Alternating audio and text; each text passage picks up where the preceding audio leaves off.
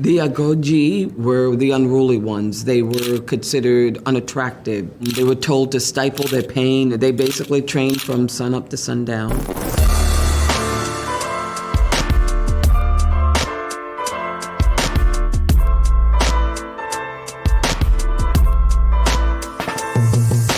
You are called to join the King's Guard. No kingdom in all of Africa shares this privilege. It was also a very unique thing around the world. There are examples of other all-female armies. If you look through history, it's not just something that's rare to the continent.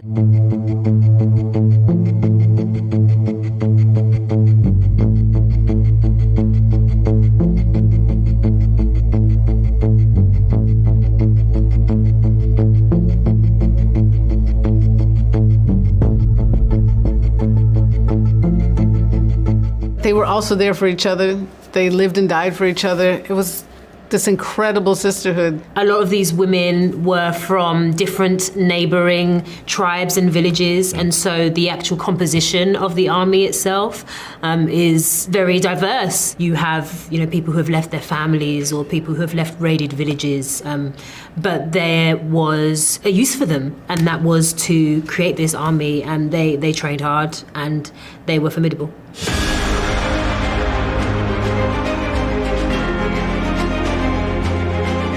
They basically were given to the kingdom. Now, the stipulation was they couldn't get married, they couldn't have kids, they couldn't have sex. They were trained in martial arts. They were even trained in dancing, running.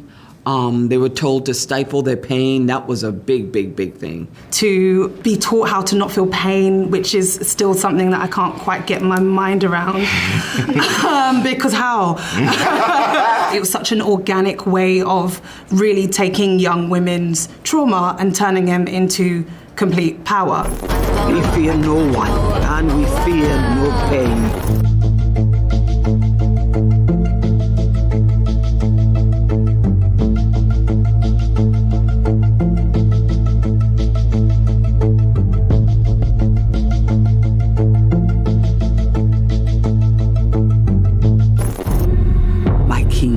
The Europeans wish to conquer us. They will not stop until the whole of Africa is theirs. It was back-to-back war, and then they actually faced the Europeans, and there was waves and waves of, unfortunately, individuals who came in to try and change things in the landscape. I think King Agojie himself actually died in a coup. There's a whole bunch of conflict surrounding their existence.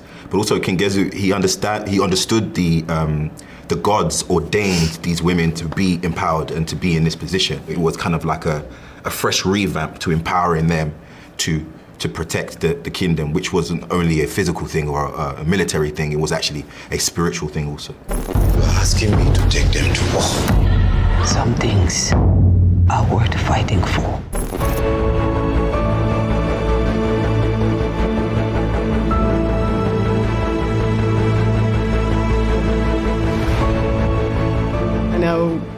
Growing up in America, like what you're taught is that our history begins with enslavement, and there's a whole continent where we all came from that we don't know about. We don't know about the beauty of Africa, the beauty about all these different cultures, the fight that went into maintaining their cultures, and I wanted to bring that to the screen. And that is the conversations Viola and I had when we started this. We've got to show these women's humanity. We've got to show Black women's humanity.